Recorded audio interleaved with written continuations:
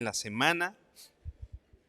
Y bueno, gracias a Dios llega un domingo más en el cual podemos venir, alabar al Señor. Siempre es una bendición poder hacerlo juntos, ¿no? Porque bueno, cada uno de nosotros podemos estar alabando al Señor en casa, podemos hacerlo y lo hacemos, pero bueno, si es un momento y un lugar especial cuando preparamos nuestro corazón y lo disponemos para venir un domingo juntos a alabar al Señor, exaltarlo. Así que hoy es un día especial porque es el día del Señor, es el día que Él ha diseñado para Él.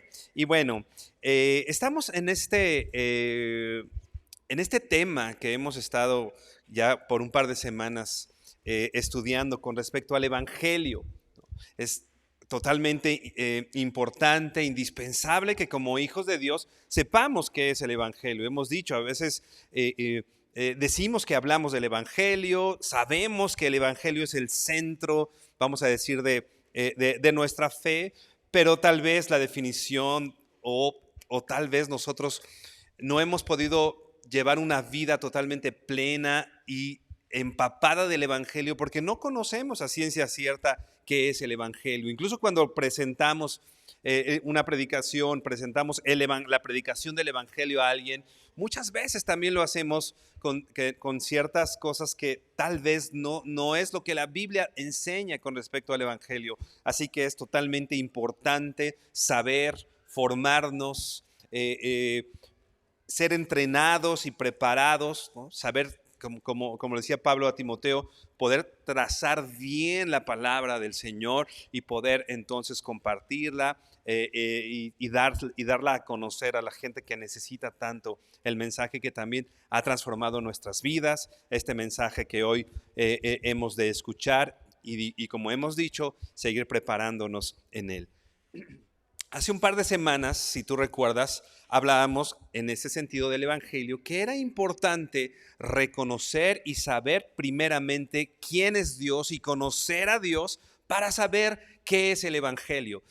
Una vez más, muchas veces traemos el Evangelio centrado al hombre, como si la parte central o sustancial del Evangelio fuera el hombre, somos nosotros. Pero no es así, veíamos, el centro del Evangelio es Dios mismo, porque de Él, por Él y para Él son todas las cosas. Nosotros salimos beneficiados, nosotros somos beneficiados del Evangelio, pero quien es glorificado y para quien fue llevada a cabo esta obra preciosa en la cruz es para Dios mismo. Así que es importante que conozcamos primero a Dios, podamos conocer lo mejor que podamos el carácter de Dios, porque ese carácter, por supuesto, está impreso en su obra y en para qué envió a su Hijo Jesucristo a morir en la cruz del Calvario. Y conociendo esto y sabiendo esto, considerábamos varias cosas con respecto al carácter de Dios.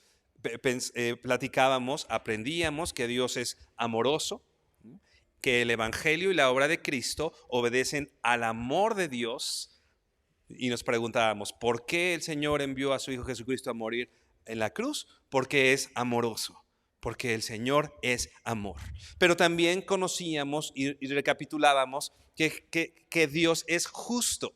Dios es justo. Y la misma pregunta, ¿por qué el Señor envió a su Hijo a morir en una cruz? Porque Él es justo. Su carácter como el centro del Evangelio. Y también podemos recordar que Él es santo.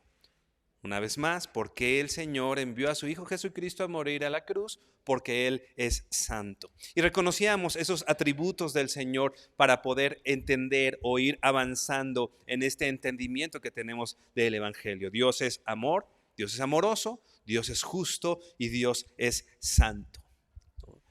También es importante, como lo hicimos la semana pasada con nuestro hermano Edgar Mendoza, poder reconocer quiénes somos nosotros, cuál es el carácter del hombre para poder entender y poder apreciar qué es el Evangelio. Repito, es importante que entendamos las cosas con respecto al carácter de Dios, pero también es importante reconocer nuestra condición de hombres, nuestro carácter, quiénes somos y poder saber, como veíamos la semana pasada, que la humanidad está moralmente corrompida. Dice la Biblia, no hay uno bueno, ¿no? No hay quien busque a Dios. Eso lo dice la palabra del Señor. No es que yo que esté aquí parado lo digo hoy, ¿no? La Biblia dice que no hay quien haga lo bueno, no hay quien busque a Dios, que todos nos hemos desviado. Así que todos los hombres, dice ahí en Romanos, que por cuanto todos pecaron, todos están destituidos de la gloria de Dios. Esta palabra destituidos quiere decir inalcanzable. Inalcanzable. Nos resulta totalmente inaccesible Dios y su gloria. No podemos hacerlo debido a esta moralidad corrompida, debido a nuestro pecado, debido a nuestra condición. Dice Efesios 2 que todos hemos caído en muerte espiritual y que por naturaleza todos somos o estamos moralmente corrompidos, todos somos inclinados al mal y todos somos rebeldes y hostiles ante Dios. Esta es la condición humana. Esta es la condición en la que hemos vivido. Esta es la condición en la que vive el hombre. Enemigos de Dios, también dice la Biblia. La condición del carácter humano es que es enemigo de Dios. Si nosotros hacemos un ejercicio de honestidad, ¿no? Si venimos delante del Señor, debemos saber que esto que estoy diciendo con respecto a la moralidad humana y a nuestro carácter y nuestra condición, esto es verdad. Nadie podrá decir que es completamente bueno como para poder venir delante de Dios considerando su amor, su justicia y su santidad y poder acceder a Dios. Yo no puedo decir que lo soy.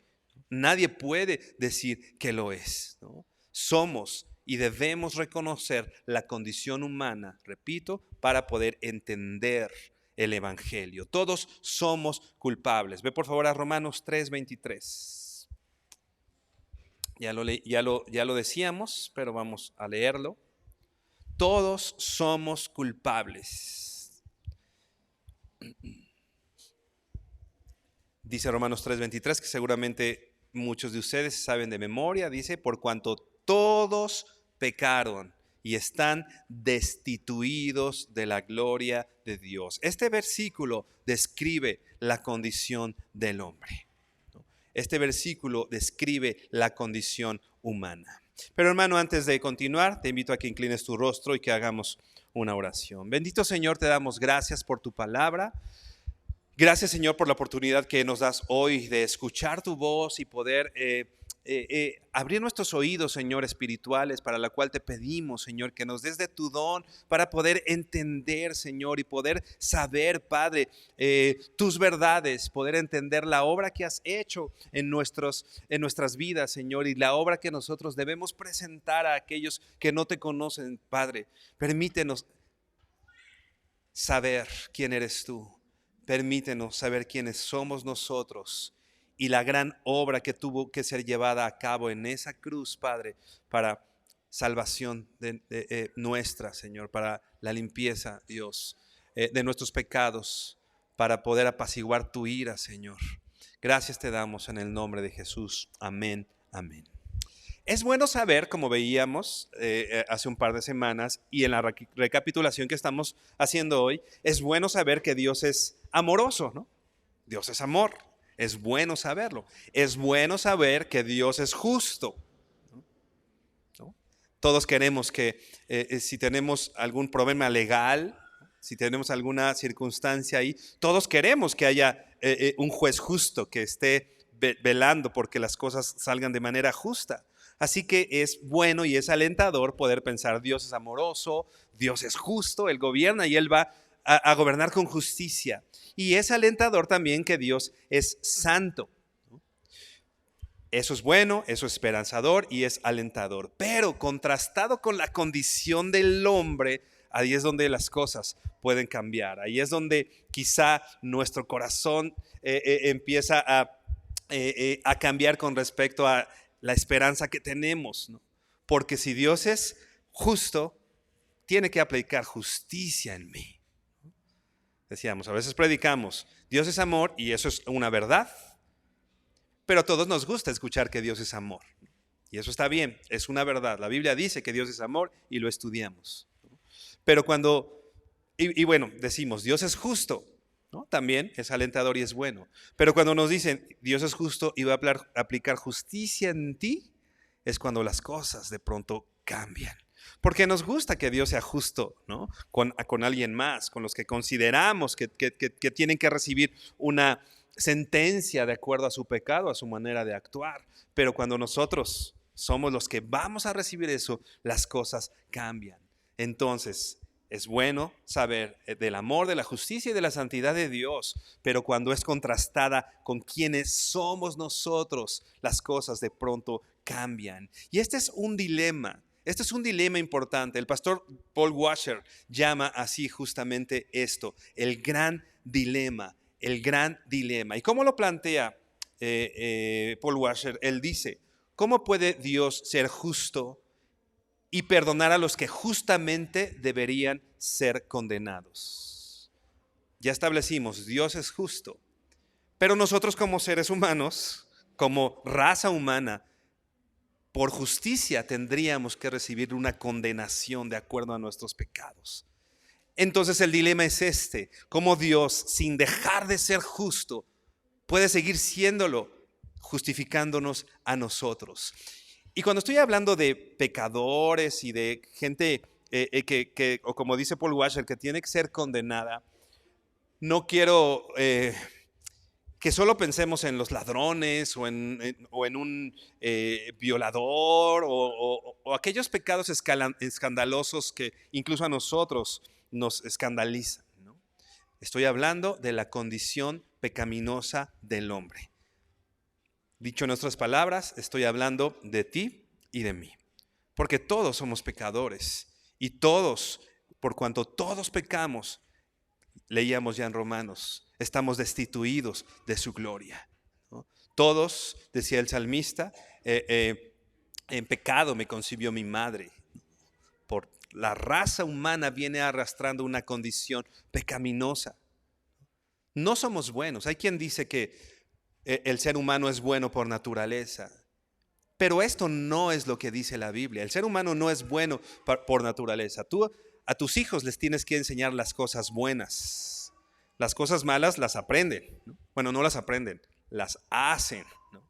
Tú le tienes que enseñar a tu hijo que las cosas que tal conducta es inadecuada y entonces, pues bueno, lo reprendes, le das un par de nalgadas y el niño tiene que aprender, tiene que ser enseñado a lo bueno. Pero por naturaleza un niño hace lo que es malo, ¿no? ¿Quién le enseña a un niño a ser envidioso, ¿no? O querer todas las cosas para él?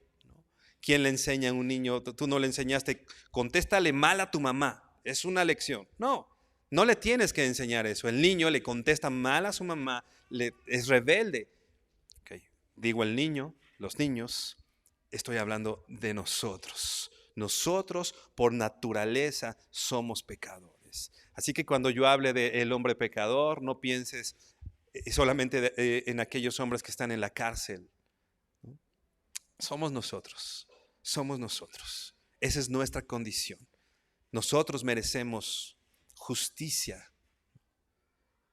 Nuestros pecados merecen justicia. Merecen que se aplique justicia.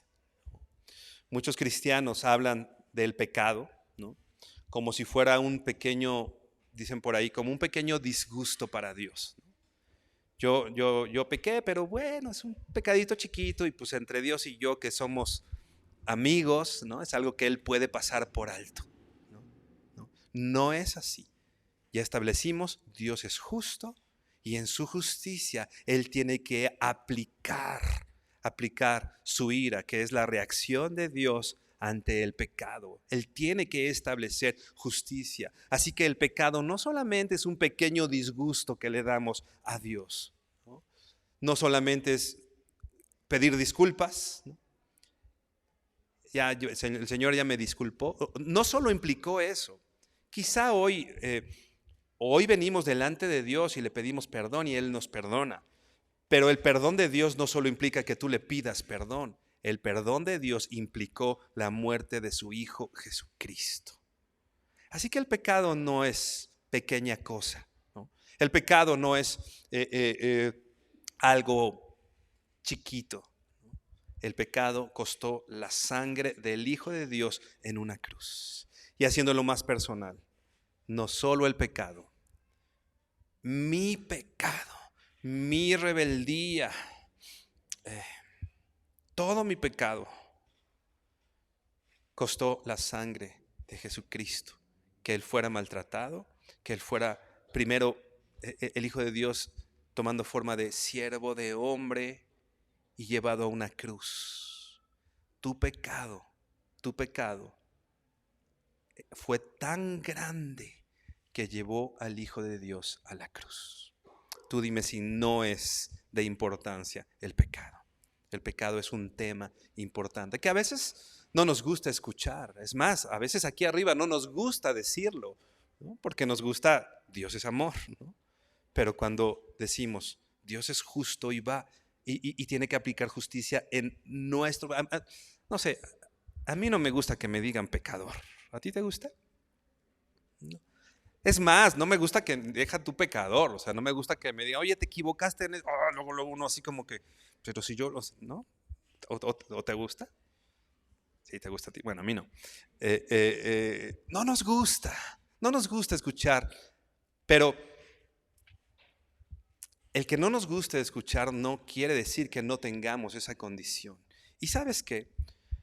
No es que la gente o los predicadores encuentren placer en decirle a la gente eres pecador, ¿no? No es que sea algo que alguien disfrute, pero si vamos a decir, si un doctor sabe que una persona tiene cáncer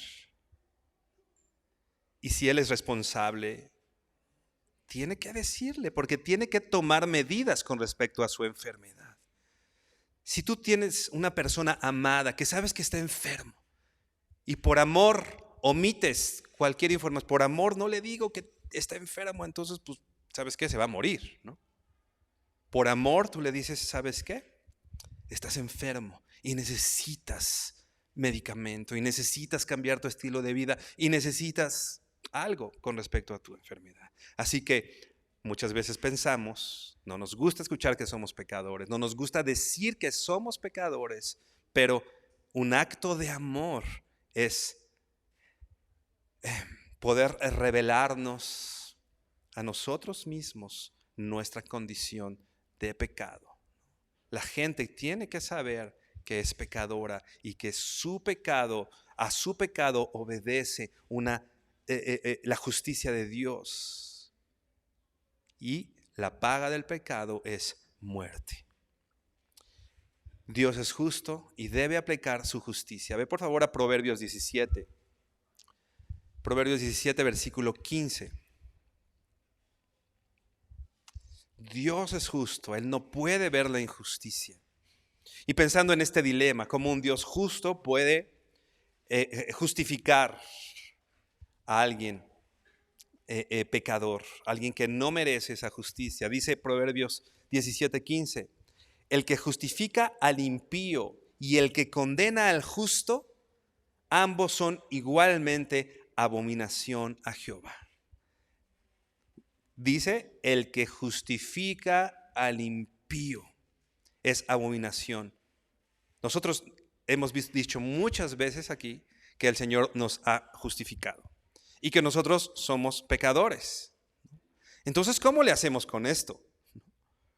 Porque es abominación delante de Dios aquel que justifica al impío. Bueno, dice aquí, y el que condena al justo. Es algo en contra de la naturaleza de Dios. Dice Romanos 6:23, ¿no? Porque la paga del pecado es muerte. El Señor tendría que aplicar su justicia en nuestra vida. Ve ahora a Nahum 1:3, el libro del profeta Nahum 1, versículo 3.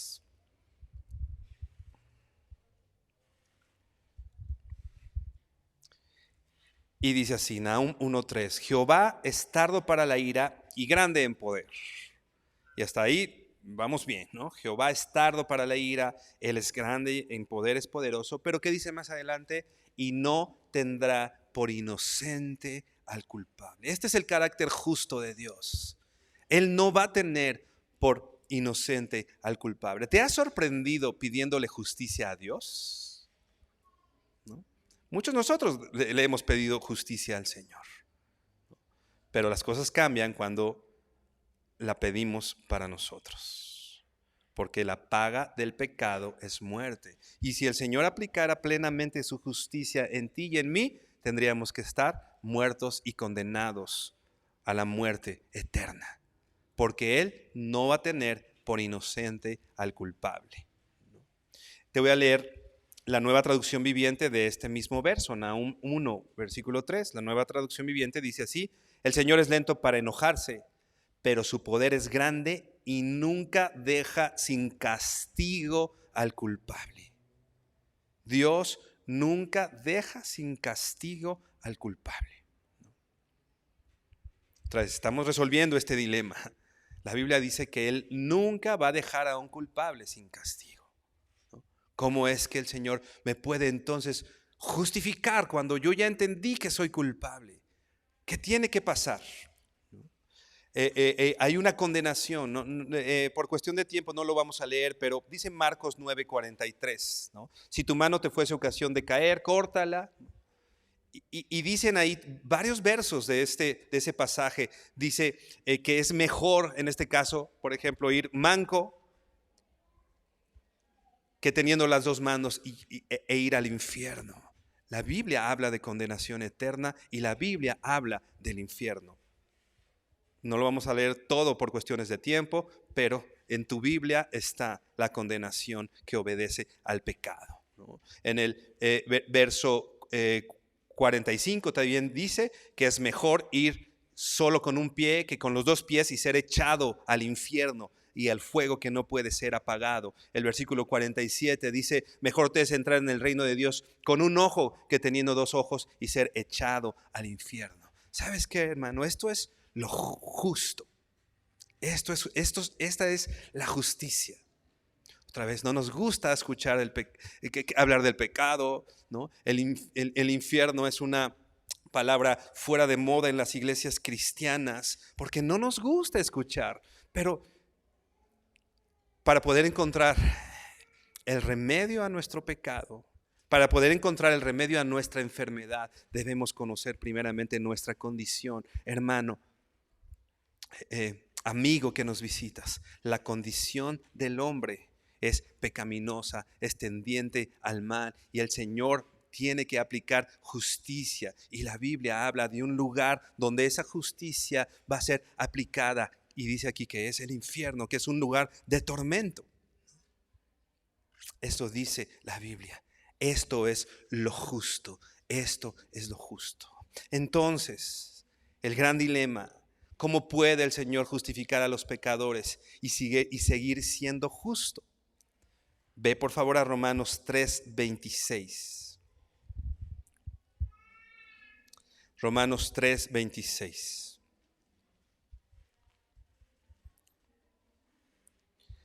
Dice así: con la mira de manifestar en este tiempo su justicia. Empieza a hablar de que Dios va a manifestar su justicia, ¿te das cuenta? Con la mira de manifestar en este tiempo su justicia, a fin que Él sea el justo y el que justifica. ¿Te das cuenta de la contradicción que pudiera haber en este texto? Dice aquí, a fin de que Él sea el justo, pero Él también es el que justifica al que es de la fe en Jesús. Dios es justo, pero también Dios justifica. Y aquí empezamos a tener resuelto, o se empieza a asomar la respuesta a este dilema. Él justifica al que es de la fe de Jesús. El Señor hizo algo para poder resolver esto, para poder aplicar justicia, pero también aplicando su amor, aplicar misericordia y aplicar perdón, todo al mismo tiempo. Todo al mismo tiempo. Me llama mucho la atención ahí en Juan, los últimos capítulos, me parece que es el 17, cuando está Jesús orando. Jesús está orando y le está diciendo al Padre: Padre, glorifica a tu Hijo. Glorifica a tu Hijo. ¿Te acuerdas que seguía inmediatamente de cuando Jesús le pide ser glorificado? Seguía la cruz, ¿no? Quizá pensaríamos, el Señor está orando y le está diciendo glorifica a tu Hijo, ¿no? Y quizá podíamos pensar de ahí un salto al cielo, ¿no? Sin pasar por la cruz. Pero tal vez pudiéramos pensar que la cruz era la gloria.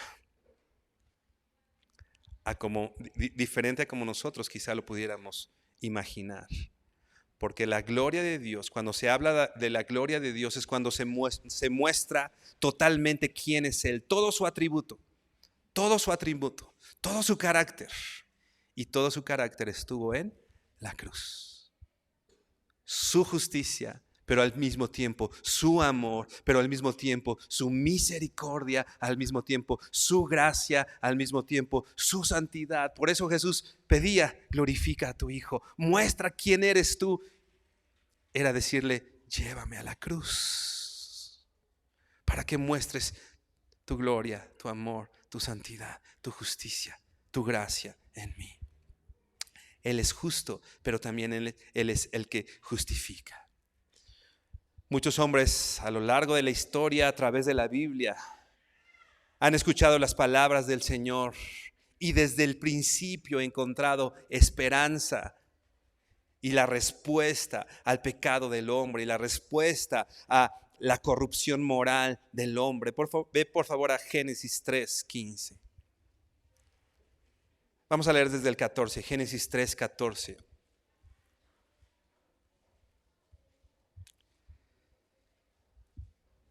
Desde el primer hombre, desde la primer mujer creados, desde el primer hombre y mujer que pisaron esta tierra, Dios había dado palabras de esperanza y de respuesta a la condición pecaminosa del hombre. Génesis 3:14 dice, y Jehová Dios dijo a la serpiente, por cuanto esto hiciste, maldita serás entre todas las bestias y entre todos los animales del campo, sobre tu pecho andarás y polvo comerás todos los días de tu vida. Dios aplicando justicia en la serpiente. Dios está aplicando su justicia. Hay una consecuencia de la actitud de la serpiente en la serpiente misma. Pero dice el versículo 15, y podré enemistad entre ti y la mujer. Le está hablando a la serpiente. Van a ser enemigas. La raza humana y tú van a ser enemigos. Y podré enemistad entre ti y la mujer, y entre tu simiente y entre el fruto y la simiente suya. La simiente de la mujer, dice, esta te herirá en la cabeza y tú la herirás en el calcañar. A pesar de la rebeldía, a pesar del pecado de Adán y Eva, a pesar de lo que ellos habían hecho, Dios quería que Adán y Eva supieran, ¿no?, que ese no era el fin de la historia. Que en ese momento de pecado en sus vidas y que si bien iban a traer consecuencia, Dios le está anunciando a Adán y Eva el principio del evangelio. Va a haber una respuesta, va a haber un camino. Este no es el final de la historia. Y es lo que, amigo, hermano, te digo hoy, tu pecado no es el final de la historia. Hay esperanza en el Señor. El evangelio es entonces, Dios en su justicia condena a la humanidad. Dios demanda que su ira sea satisfecha. Y cuando hablo de la ira de Dios, no hablo de un enojo como el tuyo y como el mío. Nosotros nos enojamos y vemos cómo descargar nuestro enojo, ¿no?, de la forma que sea posible. La ira de Dios no es un simple enojo como el tuyo o como el mío. La ira de Dios es la respuesta de Dios ante el pecado. Es la actitud de Dios ante el pecado. Dios demanda que su ira sea satisfecha, pero en amor, repito, Dios en su justicia demanda que su ira sea satisfecha, pero en amor, Dios carga tus pecados y los míos en su Hijo Jesucristo. Y así satisface su ira, su justicia y al mismo tiempo su amor.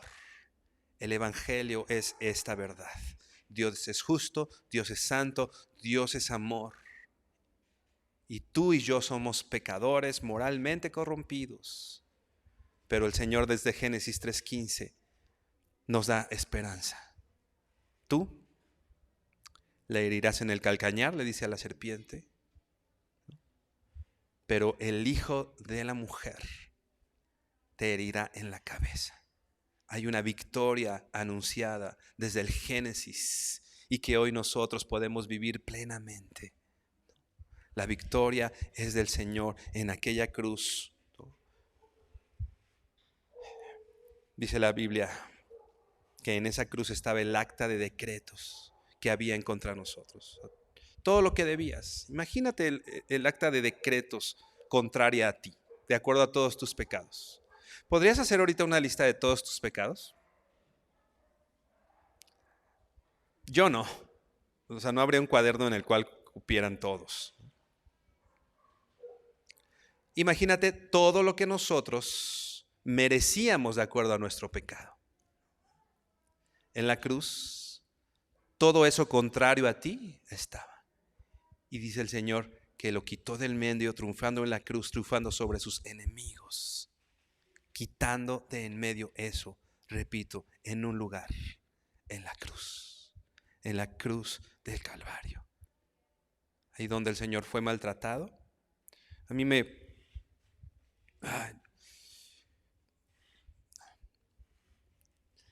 ¿te imaginas al Hijo de Dios santo? Yo a veces veo un bebé. Hace unos días estábamos con mi sobrina que tiene 10 meses, ¿no? Y que con todo y ya tiene su carácter, ¿no? Pero veía su pureza, ¿no? Y es algo que a mí me llama mucho la atención de los bebés, ¿no? Su pureza, ¿no? Que no están, tiene hambre y llora, o sea, no está con un doble discurso. ¿Te imaginas observar esa pureza en un hombre de 33 años? La pureza en el Hijo de Dios. Ese hombre puro, sin pecado, que nunca hubo mentira en él. Nunca mintió. Nunca se rebeló a sus padres. Nunca se rebeló a su Padre Celestial. Señor, es demasiado esto para mí, ¿cómo que me mandas a la cruz? Nunca fue obediente hasta la muerte y muerte de cruz. Dice la Biblia que modeló obediencia y esa obediencia fue lo que lo llevó a ser autor de eterna salvación. ¿Te imaginas la pureza en el Hijo de Dios? Pues ese hombre que era 100% Dios y 100% hombre, puro, con toda su pureza. Yo lo más puro que puedo ver, pues, a un bebé, ¿no? Pero esa pureza en un hombre yendo a la cruz y de pronto todo el pecado de la humanidad puesto en él. Mi pecado. Esos pecados que hasta ahorita cierro los ojos que me avergüenzan. Esos pensamientos que he tenido, esos lugares en los que he estado, esa rebeldía que hay en mi corazón, ese corazón podrido con el cual viví tantos años, depositado en alguien puro, alguien que me amó y fue a esa cruz tomando mi lugar, tomando el lugar en el que yo merecía estar. Yo merecía estar en esa cruz y no él. Era el lugar que me pertenecía a mí. 1 Juan 4 dice que nadie tiene mayor amor que el que pone la vida por sus amigos. Nadie tiene mayor amor que Cristo Jesús, que puso su vida por mí. Y es más, dice Romanos, yo ni siquiera era su amigo, y ya lo vimos, era su enemigo. ¿Tú podrías poner tu vida por un amigo? No sé, tal vez sí, tal vez podamos responder que sí, no lo sé, pero el Señor, cuando yo era su enemigo, yo era contrario, lo veíamos al principio, yo era hostil ante Dios. Todo mi pecado es la muestra de mi hostilidad ante Dios. Pero Él finalmente muestra su amor. Mas Dios muestra su amor para con nosotros, en que siendo pecadores, Cristo murió por nosotros. Cristo murió por nosotros. Ve a Juan 3:16. Te lo sabes de memoria, ¿verdad? Juan 3:16.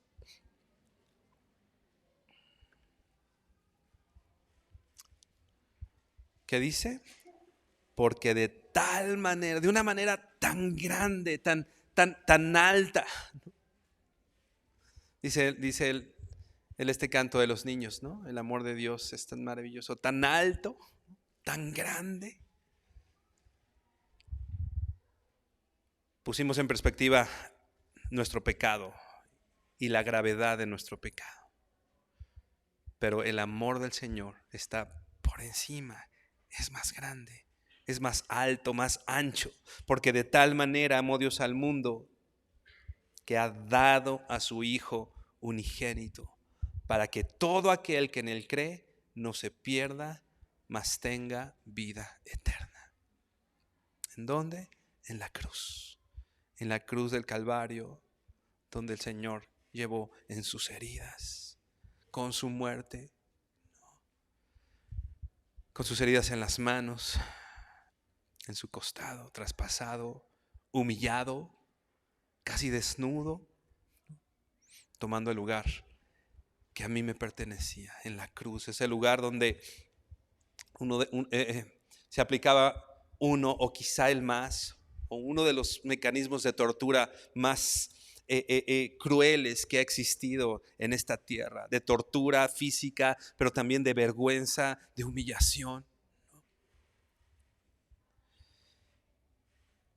Dice un autor, este lugar ilustra esta crueldad que se llevó ante el Hijo de Dios, esta crueldad que llevó Jesús, demuestra, o dicho de otra manera, esta hostilidad ante Jesús muestra también nuestra hostilidad ante Dios.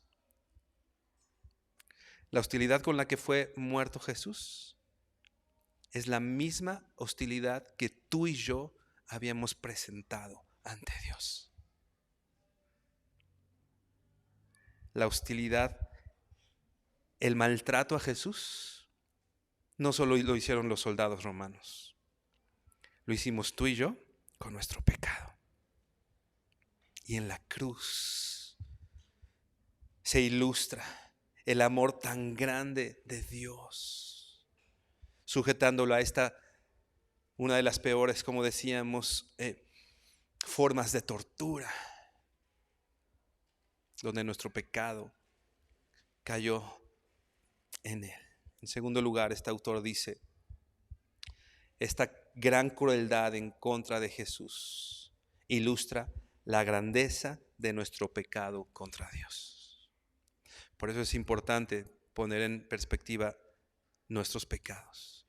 Porque si tu pecado no es importante, si tu pecado y el mío no son importantes, entonces ¿por qué el Hijo de Dios tuvo que bajar y ser torturado y maltratado? Entonces, la próxima vez que pensemos, por Dios, que el pecado no es importante, ¿por qué no traes a tu memoria la cruz?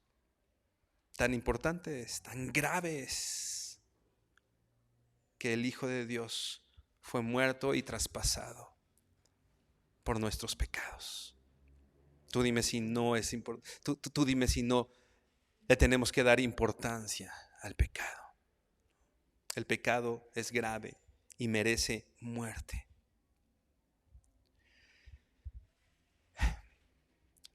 Y no solo la muerte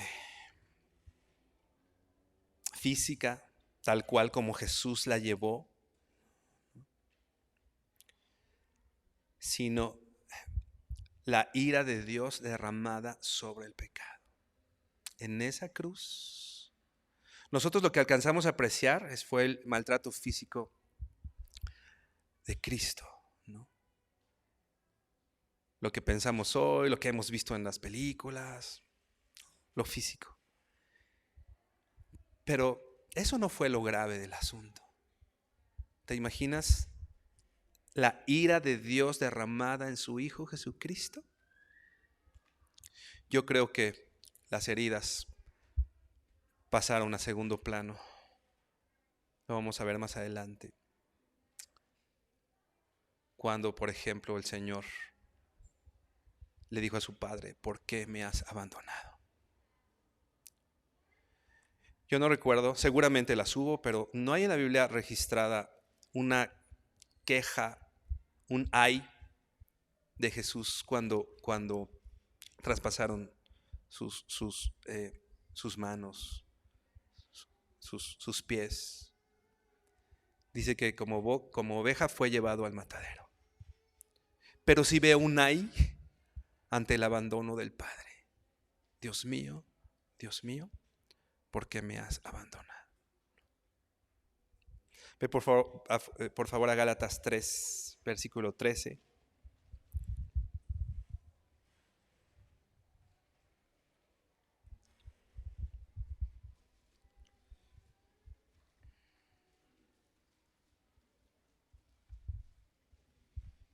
Dice así: Cristo nos redimió de la maldición de la ley.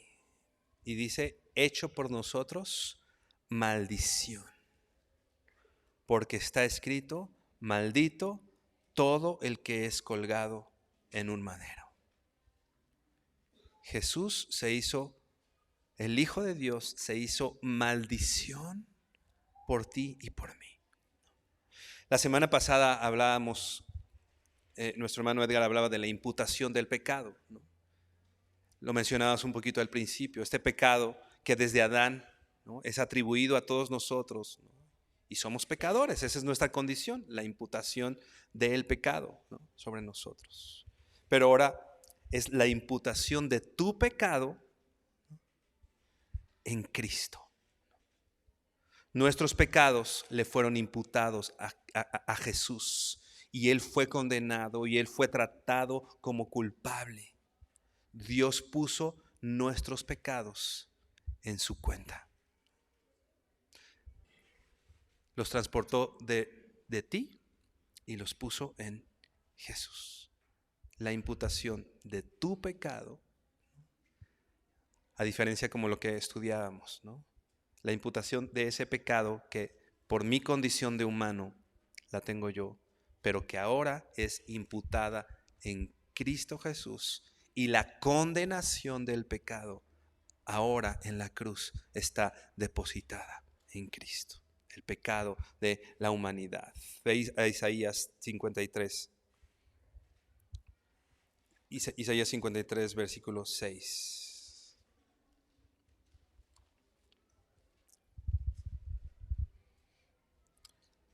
Dice, todos nosotros, y otra vez, cuando dice todos nosotros, no pienses en los demás, no pienses en la gente del tiempo de Isaías. Yo me descarrié como una oveja. Todos nosotros nos descarriamos como ovejas. Cada cual se apartó por su camino, mas Jehová cargó en él, en Jesús, el pecado de todos nosotros. La imputación del pecado que ya explicábamos. Tu pecado Dios lo cargó en Cristo. Dios lo cargó en Jesús. Segunda a los Corintios 5:21. Segunda a los Corintios 5:21 dice, al que no conoció pecado, por nosotros lo hizo pecado, para que nosotros fuésemos hechos justicia de Dios en él. La respuesta a este gran dilema Dios es justo, pero también Dios es el que justifica, depositando tus pecados en Cristo. No dejó de aplicar justicia. No te tuvo por inocente. No nos tuvo por inocente. Porque dice la Biblia que Dios no va a tener por inocente al culpable, sino que tus pecados los imputó, los trasladó a su Hijo Jesucristo,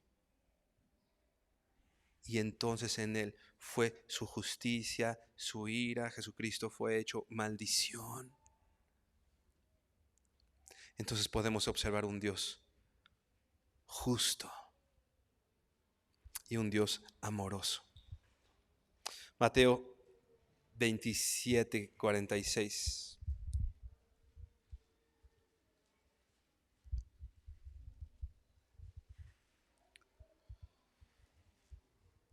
Ya mencionábamos hace unos minutos este texto, dice así: cerca de la hora novena, Mateo 27:46, cerca de la hora novena, Jesús clamó a gran voz diciendo: Elí, Elí, lama sabactani.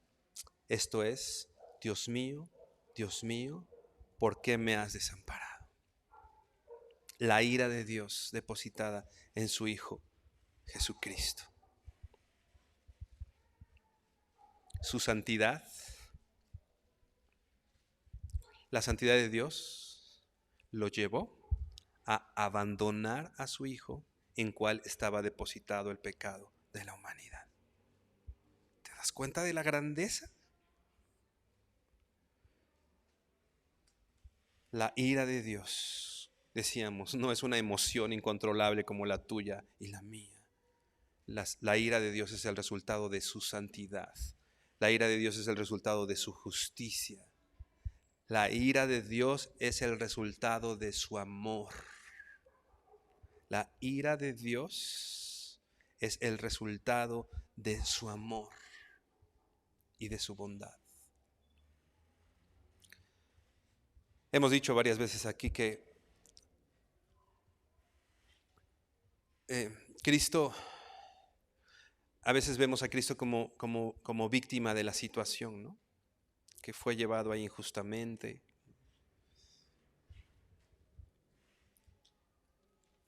Pero sabes que Cristo no murió como un mártir, o no solamente como un mártir.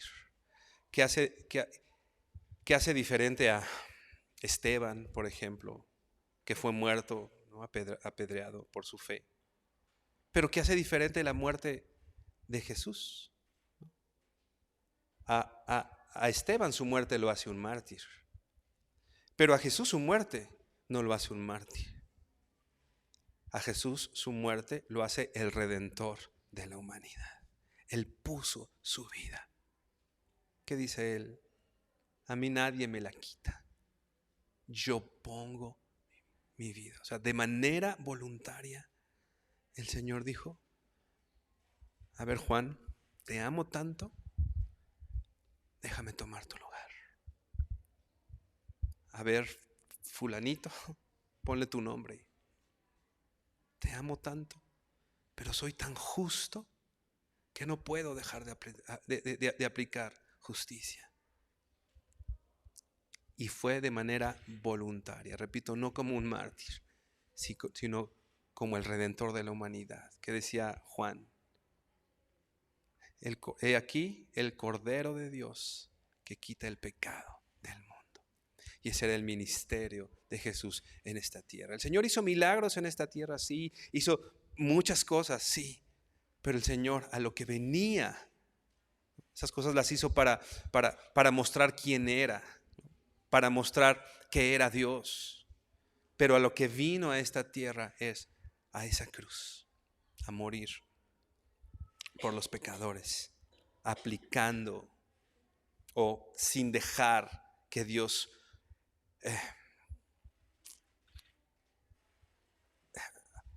no permitiéndose dejar de ser justo, sino aplicando la justicia en su Hijo Jesucristo. La respuesta a la pregunta del gran dilema está en la cruz del Calvario.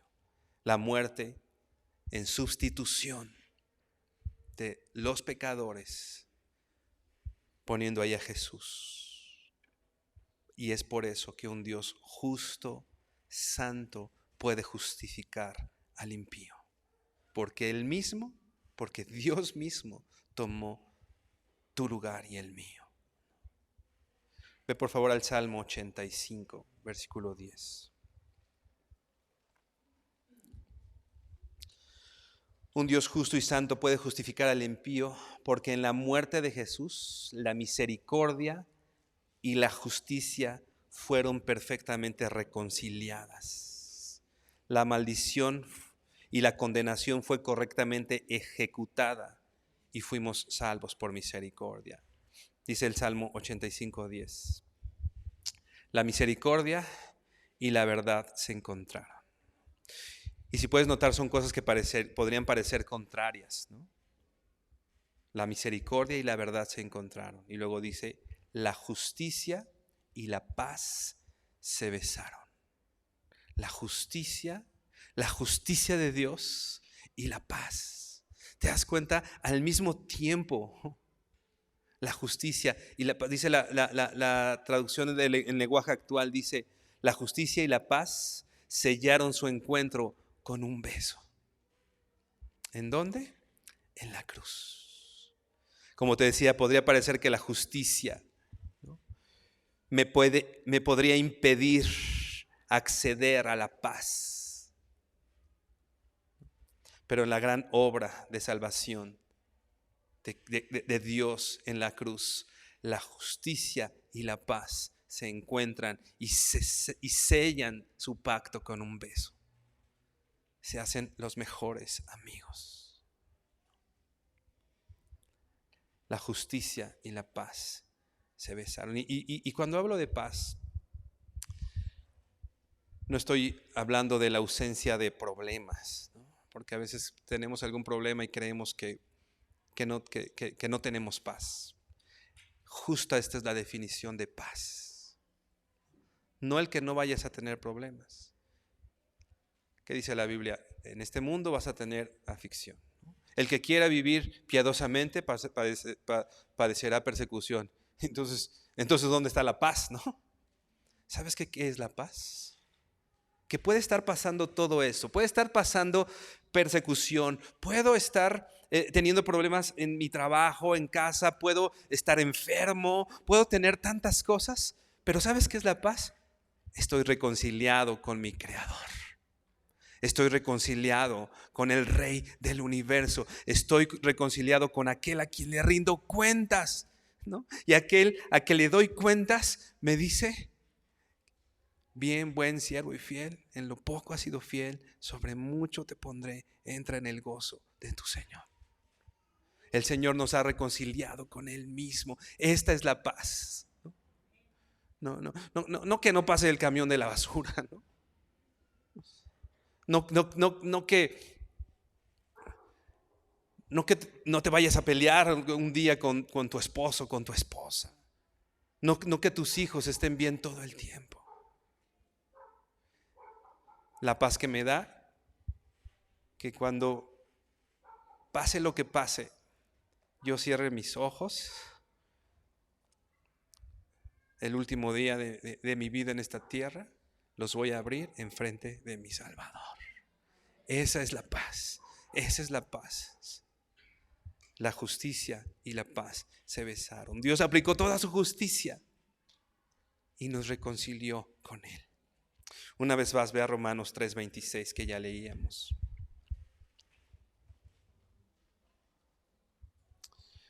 Romanos 3:26 dice, con la mira de manifestar en este tiempo su justicia, a fin de que Él sea el justo y el que justifica al que es de Jesús.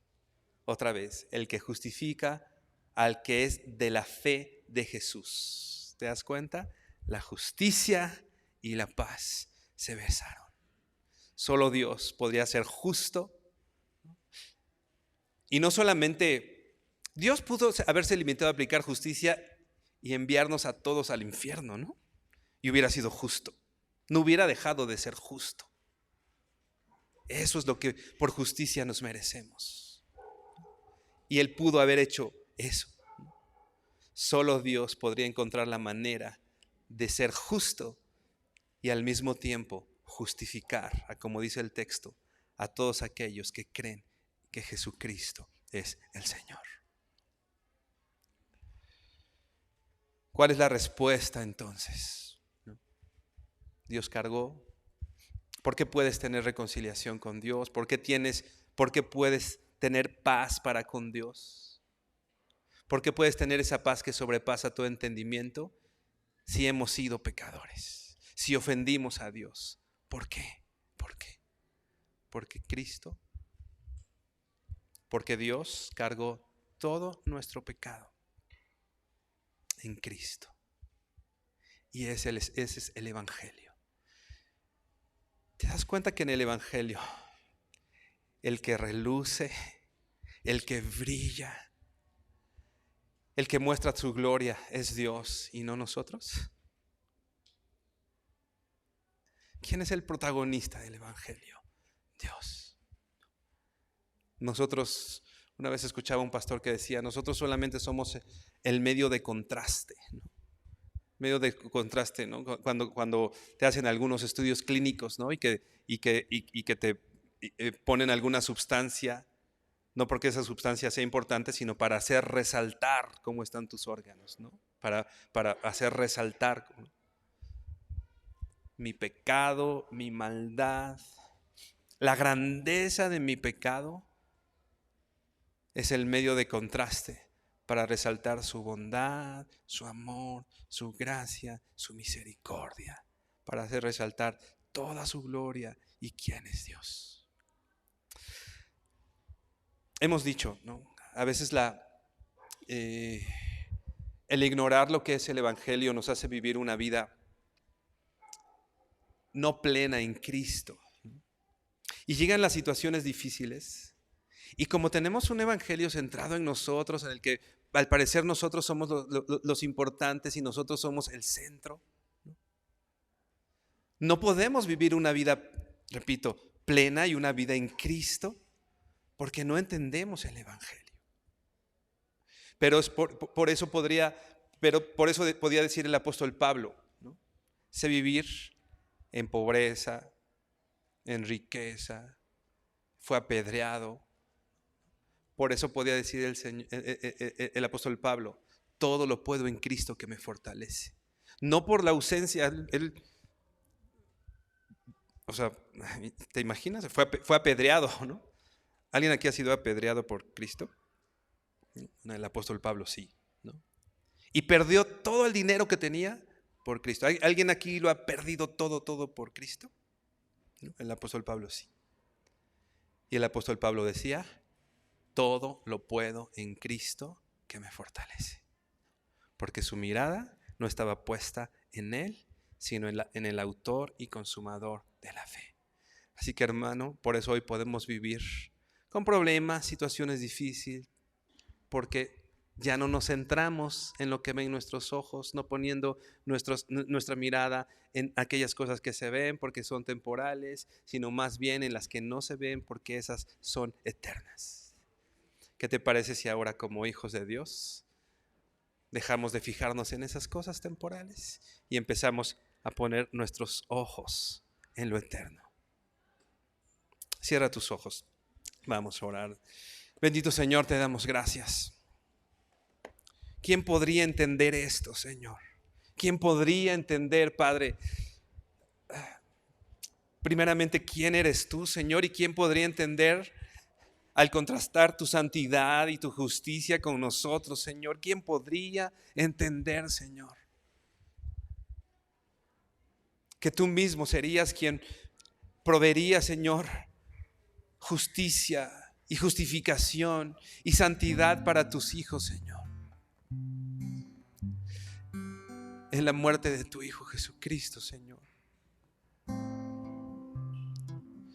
Dice Isaías 53 que Él llevó nuestras culpas, Señor, que Él llevó nuestros dolores, Señor, y por su llaga fuimos todos nosotros curados, Señor, de esta enfermedad que era el pecado, Señor, que nos aquejaba y que nos tenía sentenciados a la muerte, Señor. Pero decía el apóstol Pablo, más gracias sean dadas a Dios que nos da la victoria por medio de aquel que nos amó. Señor, gracias por esta preciosa obra que nos beneficia tanto, Señor, que no nos deja vivir una vida apesadumbrada, triste, no nos deja solamente estar viendo lo que dicen las noticias, ya sea las que salen en la tele o las noticias que nos da el doctor o las noticias que nos da el jefe del trabajo, Señor.